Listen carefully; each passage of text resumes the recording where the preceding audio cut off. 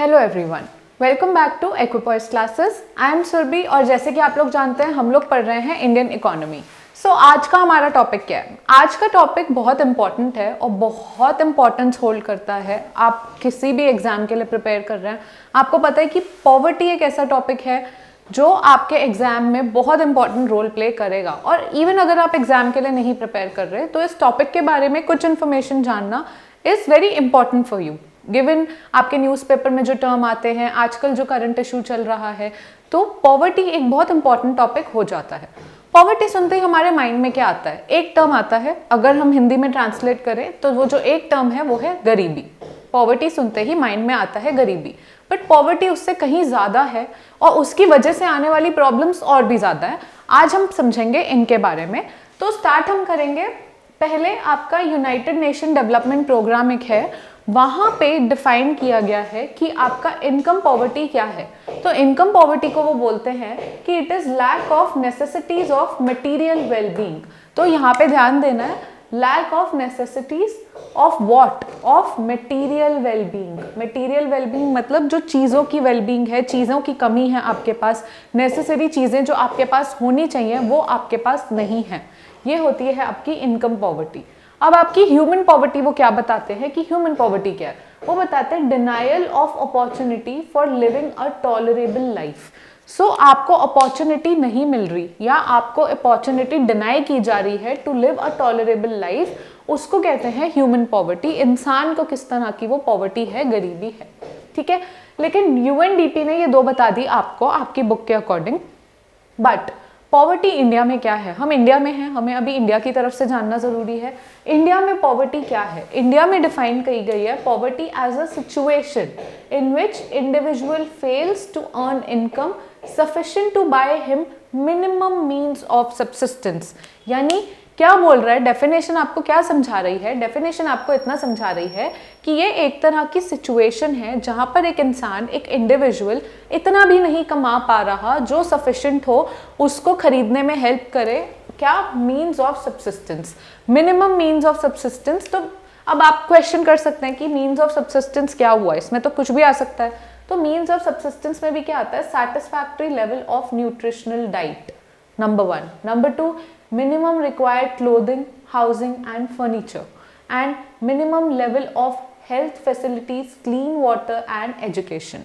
तो क्या प्रॉब्लम हो रही है इंडिया में? पॉवर्टी का मतलब हम बेसिकली ये बता रहे हैं जहाँ पे अगर एक इंडिविजुअल है वो इतना भी नहीं कमा पा रहा कि वो एक अपना घर खरीद पाए, एक घर में रह पाए। क्योंकि कई लोग होते हैं, आपने देखा होगा कच्चा हाउसेस में रहते हैं या वो वाला थीम होता है, तो कोई अपना घर नहीं ले पा रहा, उसके पास फर्नीचर नहीं है, उसके पास जो मिनिमम रिक्वायरमेंट है न्यूट्रिशन की एक पूरे दिन में, उसको खरीदने के पैसे भी नहीं है। और आपका क्या है? हेल्थ फैसिलिटीज लेने के लिए उसके पास नहीं है पैसे, एंड क्लीन वाटर और एजुकेशन भी नहीं है। तो ये क्या होता है? ये सब एक बेसिक नेसेसिटी होता है, मिनिमम लेवल ऑफ सब्सिस्टेंस होता है। तो मीन्स ऑफ सब्सिस्टेंस लेने के भी पैसे नहीं है जब इंडिविजुअल के पास, तो उसको कहते हैं गरीबी। एंड पॉवर्टी इन इंडिया इससे डिफाइन की जाती है। ओके, देन आपका आ जाता है, पहले हम बात करेंगे कि ये पॉवर्टी तो हमने समझ ली कि पॉवर्टी एक तरह की गरीबी है। और पॉवर्टी में क्या होता है कि एक इंसान मिनिमम लेवल ऑफ सब्सिस्टेंस भी नहीं ले पाता, न्यूट्रिशन नहीं ले पाता, ठीक है, ये सब समझ लिया। लेकिन इसके रीज़न क्या होते हैं? कॉजेस क्या है? तो जब हमने बात की थी, अगर आपने मेरे पुराने वीडियोस नहीं देखे हैं, मैं सबका लिंक डिस्क्रिप्शन में दूंगी, तो आप वहाँ पे जाके देखेंगे कि जब हमने ब्रिटिशर्स की टाइम की बात की थी ना, या हमने India on the eve of independence पढ़ा था, तो हमने कई सारे रीजंस देखे थे जो उस टाइम गरीबी के दोषी थे। तो क्या हो रहा था? अगर आप ब्रिटिश एरा में चले जाएं और आप 1947 से पहले गरीबी के रीजंस पूछें, क्योंकि जब हम बात करते हैं ना गरीबी की, तो ये कोई आज का टॉपिक नहीं है, ये कोई नई चीज़ नहीं आ गई जो अचानक से हो गई। ये एक ऐसी चीज़ है जो टाइम के साथ बढ़ती गई और कहते हैं ना जड़ें पकड़ती गई। तो ये पुराने टाइम से हो रही थी, क्योंकि एक टाइम था जब इंडिया में इतनी गरीबी नहीं थी, इंडिया में बहुत रिसोर्सेस थे, इंडिया रिसोर्स रिच था, उस वजह से इंडिया की इकोनॉमी, वेल्थ सब बहुत अच्छा था। लेकिन धीरे धीरे क्या हुआ? ब्रिटिशर्स की वजह से गरीबी आने लगी। कहते हैं उसने धीरे धीरे अपनी जड़ें बनानी शुरू की, और उस टाइम पे जब ब्रिटिशर्स छोड़ के गए तब गरीबी बहुत थी। और उसके बाद चीज़ें संभालने की कोशिश करते करते, ऐसा नहीं हमने कोशिश नहीं की, ऐसे मेजर्स लाए गए, ऐसे प्रोग्राम्स लाए गए जो पॉवर्टी एलिवेशन में हेल्प करें, यानी गरीबी मिटाने में मदद करें, पर सारे सक्सेसफुल नहीं हुए और वो जो गरीबी का बेस बना था ना एक, हम उसको नहीं तोड़ पाए। तो इसके लिए ये समझना ज़रूरी है कि ब्रिटिशर्स के टाइम में गरीबी क्यों आई थी। तो वो हमने उन वीडियोस में देखा था, अलग अलग वीडियो में अलग अलग रीजंस थे, पर आपको इन शॉर्ट चाहिए तो मैं आपको शॉर्ट में ये यहाँ पे बताऊंगी। जैसे डी इंडस्ट्रियलाइजेशन एक तरीके का रीज़न था, हमने देखा। एक दूसरा रीज़न था कि फार्मर्स को फोर्स किया जाता था कैश क्रॉप ग्रो करने के लिए, और उनको फोर्स किया जाता था कि आप फूड ग्रेन्स मत बनाओ, आप उसी लैंड पे जहाँ पे आपको फूड ग्रेन्स बनानी चाहिए वहाँ के बजाय आप वहाँ पे कैश क्रॉप ग्रो करो, वहाँ पे आप इंडिगो ग्रो करो, इंडिगो आप एक्सपोर्ट करो, और फूड ग्रेन जो आपको बनानी चाहिए अपने देश में वो छोड़ो, वो आप इम्पोर्ट कर लो, और महंगे प्राइस पे मिलती थी। तो फार्मर एक्सप्लॉइट होते थे और गरीबी बढ़ती थी। और एक क्या रीज़न था जो हमने पढ़ा था, टैक्सेस बहुत हैवी थे, टैरिफ बहुत हैवी थे, उनको बहुत हैवीली टैक्स किया जाता था, जिस वजह से फार्मर्स जो हैं वो और गरीबी में फंसते गए। ये हमने उस टाइम देखा था, ये उस टाइम के कुछ मेजर रीजंस थे। उसके बाद ब्रिटिशर्स छोड़ के चले गए, बट इंडिया में गरीबी थी, लेकिन उसके बाद गरीबी के अलग रीजन बने, क्योंकि ब्रिटिशर्स की वजह से जो रीजन थे वो ब्रिटिशर्स के साथ ही चले गए, वो ब्रिटिशर्स के साथ ही चले गए। तो ब्रिटिशर्स के जाने के बाद जो रीजंस आए, जो कॉजेस थे गरीबी के, अब हम बात करेंगे उन कॉजेस की, क्योंकि पुराने कॉजेस हम हर वीडियो में इनडायरेक्टली डायरेक्टली डिस्क्राइब कर चुके हैं। वीडियोस मैंने डिस्क्रिप्शन में दी हैं, सारा पॉइंट कवर्ड है, फिर भी मैंने आपको शॉर्ट में बता दिया मेजर रीजंस क्या थे। लेकिन उनके जाने के बाद क्या रीजंस बने गरीबी बढ़ने के, उनमें रीजन थे आपका rapid population growth. Population control हमने नहीं की, पॉपुलेशन कंट्रोल नहीं की तो क्या प्रॉब्लम हुई, जब पॉपुलेशन कंट्रोल पे ध्यान नहीं दिया गया, पॉपुलेशन बढ़ती गई, एक तो कंट्री में पहले ही गरीबी, और फिर पॉपुलेशन बढ़ती जाएगी तो वो एक गरीबी के वेब में ही फंसती जाएगी। क्योंकि अगर एक गरीब इंसान है और उसके यहाँ पे, आप केस लीजिए, एक गरीब इंसान है जो अपने लिए कुछ अफोर्ड नहीं कर पा रहा, उसके यहाँ होता है एक बच्चा। दूसरा केस आपने लिया, एक गरीब इंसान है जो कुछ नहीं अफोर्ड कर पा रहा, उसके यहाँ है 3 बच्चे। जब आपके जितने बच्चे होंगे, जितनी पॉपुलेशन आप बढ़ाएंगे, उतना ही आपको उनके लिए चीज़ें इकट्ठी करनी होंगी। लेकिन अगर आप ऑलरेडी गरीब हैं, आप अपने लिए नहीं अफोर्ड कर पा रहे, तो आप बाकियों के लिए कैसे अफोर्ड करेंगे। तो आप क्या करेंगे कि वो अपने लिए अफोर्ड कर लें, इससे वो जितने बड़े नहीं होंगे, आप उनको एजुकेशन नहीं दिला पाएंगे, आप उनको अच्छी हेल्थ फैसिलिटी नहीं दिला पाएंगे, आप उनको न्यूट्रिशन भी प्रोवाइड नहीं कर पाएंगे, क्योंकि आप खुद को भी नहीं कर पा रहे। तो जब आप उन्हें न्यूट्रिशन नहीं प्रोवाइड करेंगे, उनकी हेल्थ अच्छी नहीं होगी, और उनको एजुकेशन नहीं देंगे, उनको छोड़ देंगे कि जाओ अपने लिए खुद कमा के लाओ, तो वो एक छोटी सी एज में ही बिना एजुकेशन के कहीं कहीं भटकेंगे, कुछ करेंगे, जैसे तैसे छोटे मोटे काम करके थोड़ा बहुत कमाएंगे। उससे क्या होगा, आप ना गरीबी बढ़ाएंगे तो पॉवर्टी बढ़ेगी, पॉवर्टी कम नहीं होगी। तो पॉपुलेशन ग्रोथ से पॉवर्टी पे ऐसे असर पड़ा, पॉवर्टी और बढ़ती गई। उसके बाद अनएम्प्लॉयमेंट एंड इनडेटेडनेस। तो क्या हो रहा है आपका कि अनएम्प्लॉयमेंट बहुत ज़्यादा थी। जैसे आप इकोनॉमिक सर्वे के अकॉर्डिंग देखें तो 2015-16 में 28 million of the people who were willing to work were not getting work. Basically वो अनएम्प्लॉयड थे, 28 मिलियन लोग अनएम्प्लॉयड थे। और अनएम्प्लॉयमेंट की वजह से क्या होता है, जब आपके पास जॉब ही नहीं है तो ऑब्वियसली गरीबी बढ़ेगी, उसमें कोई बड़ी बात नहीं है समझाने जैसी। और इनडेटेडनेस कैसे बढ़ेगी, वो ऐसे होगा कि अगर आपके पास अगर आपके इकोनॉमी में अनएम्प्लॉयमेंट है, अनएम्प्लॉयमेंट की वजह से आउटपुट लो है, आउटपुट लो है, लो आउटपुट उतना नहीं बन रहा, आउटपुट नहीं बन रहा तो इनकम लो है। इनकम अगर लो है तो फिर आप क्या करेंगे, आप बोरो करेंगे, आप उधारी के अंदर आएंगे, तो इनडेटेडनेस बढ़ जाएगी, जिसका मतलब है उधारी आपकी बढ़ जाएगी। ओके, देन आपका आता है low rate of economic development. Low rate of economic development से पॉवर्टी पे कैसे असर पड़ा, इकोनॉमिक डेवलपमेंट बहुत अच्छे रेट पे नहीं हो रही थी, जिस वजह से आपका जो पर कैपिटा इनकम थी वो भी लो थी, क्योंकि डेवलपमेंट नहीं हो रही तो हर एक इंसान के पास जो इनकम है वो भी कम है। और इनकम कम होने की वजह से क्या हुआ, पॉवर्टी जो थी वो सस्टेन हो गई, यानी एक पॉवर्टी चली आ रही है और वो पॉवर्टी सस्टेन हो गई, वो पॉवर्टी कम होने की जगह उतनी ही रही। ठीक है, तो ये एक रीज़न है। Then low education. एजुकेशन तो एक बहुत ही बड़ा रीज़न है। जब आप पढ़ेंगे नहीं, एक बेसिक स्किल सेट नहीं हासिल करेंगे, एक बेसिक लेवल ऑफ एजुकेशन नहीं हासिल करेंगे, तो आपको अच्छी जॉब नहीं मिलेगी, अच्छी जॉब नहीं मिलेगी, आपकी इनकम लो रहेगी, और इनकम लो की वजह से क्या होगा, फिर से पॉवर्टी होगी। तो देख रहे हैं आप, ये एक सर्कल चल रहा है बेसिकली। तो ये है लो एजुकेशन एक रीज़न। उसके बाद इन्फ्लेशनरी प्रेशर्स। इन्फ्लेशनरी प्रेशर भी एक कॉज है पॉवर्टी का, क्योंकि एक इंसान जब मिनिमम कुछ अफोर्ड नहीं कर पा रहा और उसमें इन्फ्लेशन होगा, यानी rise in level of prices होगा, तो प्राइसेस बढ़ेंगे तो और चांसेस होंगे कि वो बिल्कुल ही ना अफोर्ड कर पाए, तो पॉवर्टी और बढ़ेगी इससे। क्योंकि पहले क्या है, जिनके पास 100 रुपये हैं आप मान लो, और उनको कुछ चाहिए होता था, वो 90 में मिल गया, अब इन्फ्लेशन की वजह से 90 वाली चीज़ का प्राइस 110 हो गया। तो पहले जो लोग 90 में अफोर्ड कर पाते थे, अब 110 होने की वजह से वो अफोर्ड नहीं कर पा रहे, तो वो लोग भी पॉवर्टी में चले गए, वो लोग भी गरीबी में चले गए, क्योंकि वो अफोर्ड नहीं कर पा रहे। तो इन्फ्लेशनरी प्रेशर ऐसे एक कॉज होता है आपका पॉवर्टी का। उसके बाद सोशल फैक्टर्स होते हैं, जैसे आपका कास्ट सिस्टम हो गया, जॉइंट फैमिली सिस्टम हो गया, या रिलीजियस फेथ भी हो गए कई बार, वो भी कहीं ना कहीं कंट्रीब्यूट करते हैं पॉवर्टी में। क्योंकि आप ऐसे केस की तरह लीजिए, अगर आप एक कास्ट सिस्टम या रिलीजियस फेथ फॉलो करते हैं जहाँ पे आपको ये सिखाया गया है कि आपको अपने एरिया से, आप लड़की हैं, आपको अपने एरिया से बाहर जाके पढ़ाई नहीं करनी, तो अगर आप एजुकेशन नहीं लेंगे तो आप वो पॉवर्टी के वेब में फंसेंगे। तो कहीं सोशल फैक्टर्स होते हैं ऐसे जो आपको रोकते हैं और आपको पॉवर्टी के साइकिल में फंसा के रखते हैं। देन आपका आता है high level of migration from rural areas. अब इससे क्या हुआ, high level of migration from rural areas क्या कह रहा है, रूरल एरियाज से माइग्रेशन हुई अर्बन एरिया में, बहुत सारे लोग गए अर्बन एरिया की तरफ। अब अर्बन एरिया में चले तो गए, पर आपके पास ना एजुकेशन है, ना आपके पास एक स्किल सेट है।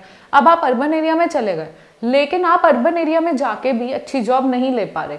तो अर्बन एरिया में आप देख रहे हैं कि अर्बन एरिया अगर इतना था, वहाँ पे इतने लोग आ सकते थे, लेकिन आप लोग रूरल एरिया से बहुत सारे लोग आ गए यहाँ पे, और उनके लिए क्या हुआ, अब उनके पास उतना स्किल सेट नहीं है, उतनी जॉब नहीं है, जॉब लिमिटेड है। तो क्या हुआ, वो अर्बन एरिया में आके अर्बन एक तरह का बर्डन इंक्रीज हुआ, तो उनकी इनकम नहीं बढ़ी, और अर्बन एरिया में खर्चे ज़्यादा हो गए रूरल एरिया से। तो उस वजह से क्या हुआ, ये एक तरह की अर्बन पॉवर्टी में कंट्रीब्यूट किया किसने, रूरल माइग्रेशन ने। उसके बाद आपका आता है failure to implement land reform. हमने देखा था कि लैंड रिफॉर्म अच्छे से इम्प्लीमेंट नहीं हो पाए थे।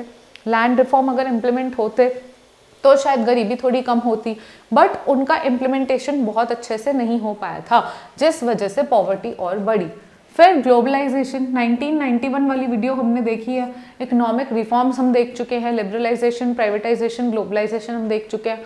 उसमें हमने देखा कि न्यू इकोनॉमिक पॉलिसी लाने की वजह से, ग्लोबलाइजेशन की वजह से, जब हमने कंपटीशन खोल दिया, जब और कंट्रीज के साथ compete करने लगे, उनके गुड्स आने लगे, तो कौन इम्पैक्ट हुआ, लोकल मार्केट इम्पैक्ट हुई, लोकल डोमेस्टिक प्रोड्यूसर्स इम्पैक्ट हुए, और गरीबी बढ़ी, क्योंकि अब इम्पोर्टेड गुड्स बिक रहे थे और लोकल प्रोड्यूसर्स के गुड नहीं बिक रहे थे, तो उस वजह से आपकी पॉवर्टी बढ़ी। फिर कैपिटल डेफिशिएंसी, कैपिटल डेफिशिएंसी में क्या होता है, आपका कैपिटल जो है अगर वो डेफिशिएंट होगा, अगर वो पूरा नहीं होगा, तो आप अपनी प्रोडक्टिव कैपेसिटी नहीं बढ़ा पाएंगे, अपनी प्रोडक्शन टेक्निक नहीं इंप्रूव कर पाएंगे, जिस वजह से आउटपुट नहीं बढ़ेगा, फिर आपकी इनकम नहीं बढ़ेगी और आप वो वेब में फंसे रहेंगे। तो ये थे आपके causes after the Britishers left India. And उसके बाद क्या हुआ, उसके बाद क्या रीजंस थे, ये हमने पढ़े यहाँ पे। उसके बाद एक टॉपिक आता है vicious circle of poverty. Vicious circle of poverty क्या कहते हैं, वही जो मैंने आपको कहा, एक तरह का वेब, एक तरह का सर्कल जो आपको पॉवर्टी में फंसा के रखता है। वो क्या होता है, कुछ ऐसे फैक्टर्स जो आपको बाहर नहीं आने देते, जो एक सर्कुलर वेब में आपकी पॉवर्टी में, मतलब एक पॉवर्टी है, पॉवर्टी वजह से एक फैक्टर बना और वो फैक्टर की वजह से वापस पॉवर्टी आई। तो ये एक तरह के कुछ सेल्फ रीइंफोर्सिंग फैक्टर्स जो आपको पॉवर्टी के वेब से आगे नहीं बढ़ने देते या बाहर नहीं निकलने देते। जैसे क्या है, अगर अंडर डेवलपमेंट है, किसी भी कंट्री में अंडर डेवलपमेंट है, अंडर डेवलपमेंट की वजह से क्या है, आउटपुट लो है, आउटपुट लो है क्योंकि प्रोड्यूसर्स उतना प्रोड्यूस नहीं कर रहे, आउटपुट लो आ रहा है, आउटपुट की वजह से क्या है, इनकम लो है, रियल इनकम लो है, रियल इनकम लो की वजह से, अगर इनकम लो है तो सेविंग लो है, क्योंकि अगर आपकी इनकम कम है तो वो जो इनकम है वो आप बेसिक नेसेसिटीज कंज्यूम करने में लगा दोगे, सेव कम कर पाओगे, तो सेविंग कम है, सेविंग कम होने की वजह से इन्वेस्टमेंट कम है, और इन्वेस्टमेंट की वजह से, अगर इन्वेस्टमेंट नहीं होगी तो कैपिटल डेफिशिएंसी होगी, और कैपिटल डेफिशिएंसी की वजह से दोबारा से अंडर डेवलपमेंट ही रहेगी। तो आप देख रहे हैं जहाँ पे आप ये समझेंगे कि ये एक पूरा साइकिल है, अंडर डेवलपमेंट की वजह से जो हुआ उस वजह से घूम फिर के अंडर डेवलपमेंट और बढ़ी, तो ये एक वेब है पूरा। उसके बाद यही यहाँ से एक और तरीके से समझा जा सकता है कि अंडर डेवलपमेंट है, अंडर डेवलपमेंट की वजह से आपकी प्रोडक्टिविटी लो है, प्रोडक्टिविटी की वजह से वही इनकम लो है, इनकम लो होने की वजह से, पहले हमने देखा था सेविंग लो है, पर अगर इनकम लो है तो डिमांड भी लो होगी, डिमांड लो है, डिमांड लो की वजह से इन्वेस्टमेंट लो है, इन्वेस्टमेंट की वजह से वही कैपिटल डेफिशिएंसी नहीं है, और उस वजह से दोबारा अंडर डेवलपमेंट है। तो ये एक तरह का विशिष्ट साइकिल है पॉवर्टी का, जिसमें क्या हो रहा है, एक फैक्टर की वजह से दूसरा फैक्टर हो रहा है और उसकी वजह से घूम फिर के वापस से जो चीज़ से शुरुआत हुई थी वही चीज़ इंक्रीज हो रही है, कुछ भी ब्रेक नहीं आ रहा और अंडर डेवलपमेंट बढ़ती जा रही है, जिस वजह से आपकी पॉवर्टी बढ़ रही है। तो कॉजेज ऑफ पॉवर्टी पढ़ने के बाद अब हम लोग कंटिन्यू करेंगे और समझेंगे कि हमने समझ लिया पॉवर्टी क्या है, पॉवर्टी होने के कारण क्या है, ब्रिटिशर्स के टाइम क्या हो रहा था, उसके बाद अब की डेट में ब्रिटिशर्स के जाने के बाद क्या रीजंस बने पॉवर्टी के। पर एक कॉन्सेप्ट हमेशा सुना होगा, एक आज हम बात करेंगे इसकी, पॉवर्टी लाइन। पॉवर्टी लाइन क्या होती है? तो ये बेसिकली ऐसा नहीं है कि आपको सच में लाइन देखने को मिलेगी, बट ये एक लाइन है जो आपने सोचा हुआ है कि amount of money needed for a person to meet his basic needs. यानी हम एक हाइपोथेटिकल अपने सोच में एक इमेजिन कर लेते हैं कि एक तरह की लाइन है, ये लाइन इतनी है कि ये लाइन का मतलब है उतना पैसा जितना एक इंडिविजुअल को चाहिए अपनी बेसिक नीड्स पूरी करने के लिए। इससे ज़्यादा होगा तो वो अबव पॉवर्टी लाइन होगा, इससे कम होगा, और अगर इतने भी पैसे नहीं होंगे बेसिक नीड्स पूरी करने के और उससे नीचे होंगे तो उसको बिलो पॉवर्टी लाइन कहेंगे, यानी बीपीएल। तो ये पॉवर्टी लाइन एक आपको समझाने की कोशिश की है बहुत ही सिंपल वे में। उसके बाद पॉवर्टी दो तरह की हो सकती है, रिलेटिव पॉवर्टी और एब्सोल्यूट पॉवर्टी। रिलेटिव पॉवर्टी, नाम से क्या समझ आ रहा है? In relation to something. Relative मतलब in relation to something, which means compared to something. So इसका क्या है? In comparison to other people, regions और नेशन। क्या हो रहा है रिलेटिव पॉवर्टी में? रिलेटिव पॉवर्टी में बेसिकली आप गरीब है या नहीं ये आप कंपैरिजन में बता रहे हैं दूसरी कंट्री के या किसी और इंसान के।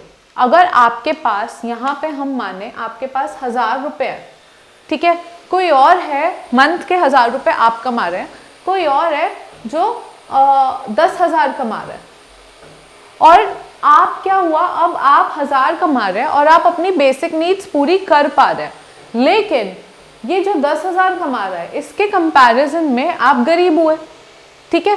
लेकिन अब अगर वहीं पे कोई और इंसान है जो 100 रुपये कमा रहा है महीने के, इसके कंपैरिजन में तो आप गरीब नहीं हुए। तो ये एक कंपैरिजन होता है, ये नहीं बताता कि आप गरीब हैं, आप अमीर हैं, या पॉवर्टी है नहीं है। ये बताता है poverty in comparison to other country या अदर पर्सन। अब कंट्री के कंपैरिजन में हो सकता है आप खुद को अगर किसी XYZ कंट्री के कंपैरिजन में देखें, या आप US के कंपैरिजन में देखें, या आप स्कैंडिनेवियन कंट्रीज देखें, तो आप कोई भी कंट्री देखें, आप उनके कंपैरिजन में देखें तो आपको लगेगा आपके यहाँ पॉवर्टी ज़्यादा है। लेकिन वहीं आप मिडिल ईस्ट, या फिर आप मिडिल ईस्ट तो नहीं, किसी और जगह, कोई भी जगह जो ज़्यादा पुअर है, आज की डेट में बहुत सारी कंट्रीज डेवलपिंग हो गई हैं, बट कोई और कंट्री जिनका पर कैपिटा इनकम आपकी कंट्री से लो है, उनके कंपैरिजन में देखें तो आपको लगेगा कि आप पुअर नहीं है या आपके यहाँ पॉवर्टी कम है। तो ये इन कंपैरिजन हो रहा है। रिलेटिव पॉवर्टी का क्या मतलब हो रहा है? हम कंपेयर कर रहे हैं खुद को किसी और पर्सन से या किसी और कंट्री से, और फिर डिसाइड कर रहे हैं कि हमारे यहाँ पॉवर्टी कितनी है, ज़्यादा है या कम है। ओके, सो ये मेजर किया जाता है लॉरेंस कर्व या गिनी कोएफिशिएंट से। मैं ये दोनों क्या होते हैं, ये दोनों पे पूरा सेपरेट वीडियो बनेगा और ये थोड़ा एडवांस टॉपिक हो जाता है। आपको बस ये समझना है किससे मेजर किए जाते हैं। 12th क्लास के लिए ये बुक में इतना मेंशन है, बट डेफिनेटली इस पर एक सेपरेट वीडियो निकालूंगी जिससे मैं बताऊंगी लॉरेंस कर्व क्या है और गिनी कोएफिशिएंट क्या है। ओके, अभी के लिए इतना इंपॉर्टेंट है। फिर एब्सोल्यूट पॉवर्टी क्या होती है? अब नाम से ही समझ आ रहा है, एब्सोल्यूट मतलब एब्सोल्यूट टर्म्स में कि ओरिजिनली कितनी है। तो अब क्या हो रहा है? Total number of people living below poverty line, यानी एक पॉवर्टी लाइन हमने बना दी थी, एक लाइन बना दी थी, ये इतनी लाइन है कि इतनी इनकम चाहिए, 1000 रुपये चाहिए बेसिक नीड्स पूरी करने के लिए। अब जो लोग 1000 भी नहीं कमा पा रहे और 1000 से भी कम कमा रहे हैं, वो लोग क्या हुए? Below poverty line.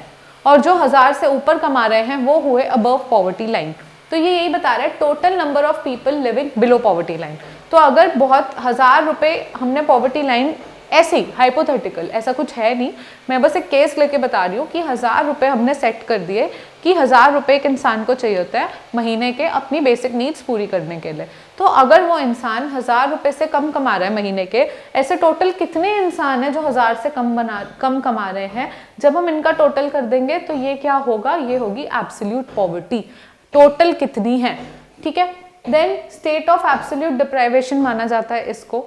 उसके बाद ये मेजर किससे करते हैं, हेड काउंट रेशियो या मल्टी डायमेंशनल पॉवर्टी इंडेक्स या फिर पॉवर्टी लाइन। पॉवर्टी लाइन जो हमने देखा, पॉवर्टी लाइन क्या होती है, पॉवर्टी लाइन से भी मेजर किया जाता है। बाकी दो मेजर्स क्या हैं वो सेपरेट हैं, डिटेल उसकी हमें नहीं जाननी, उसकी डिटेल हम कहीं और कवर करेंगे एडवांस लेवल पे। क्लास 12th में अगर आप हैं तो इतना रिक्वायर्ड नहीं है।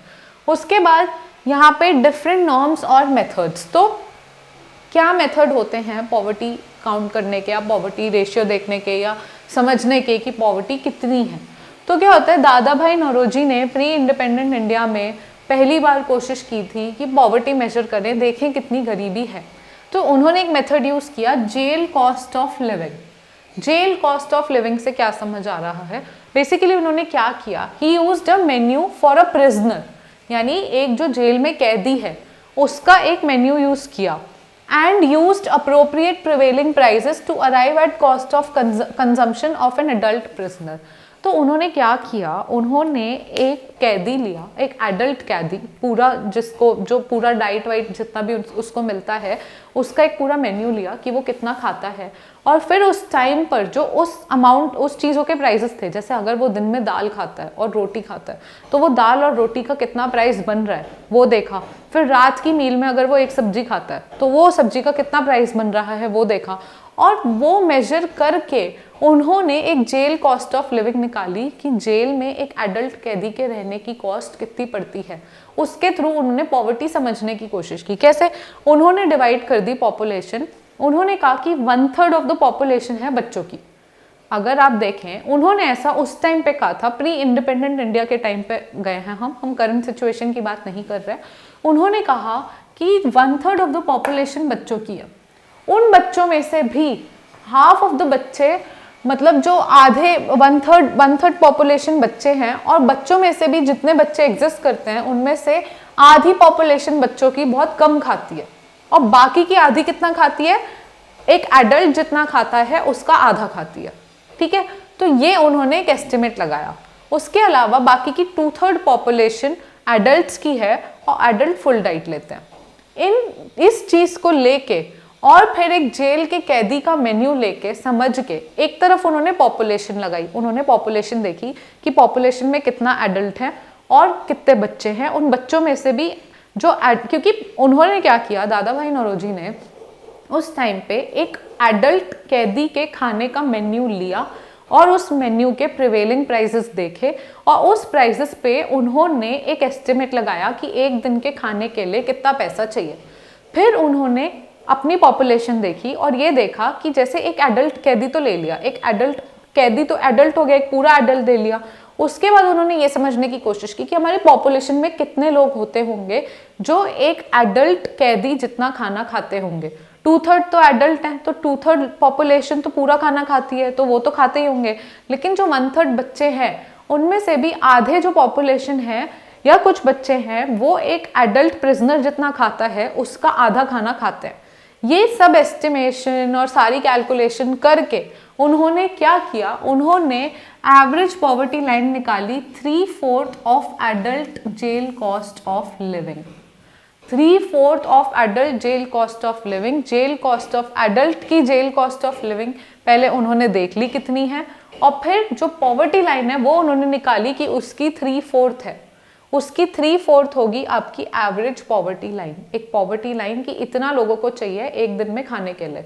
3/4 क्यों हुई, फुल क्यों नहीं हुई, क्योंकि उसमें से आधी पॉपुलेशन जो बच्चों की थी, 1/3 पॉपुलेशन जो बच्चों की थी, उसमें से भी आधे तो बहुत कम ही खाते थे, और जो बाकी के आधे थे वो क्या करते थे, वो हाफ डाइट खाते थे, वो फुल नहीं खाते थे। तो उनको आप अगर एक्सक्लूड कर दें और बाकी के 2/3 को फुल ले लें तो वो टोटल एवरेज आउट करके बनता है 3/4 of the adult jail cost of living. ये उनका क्राइटेरिया था, पुराने टाइम का था, किस बेसिस पे था, कैसे था, उतना डिटेल हमें जानने की जरूरत नहीं है। ये बस एक इन्फॉर्मेशन है जो आपको जानना है कि जेल कॉस्ट ऑफ लिविंग के थ्रू उन्होंने ऐसा करा था।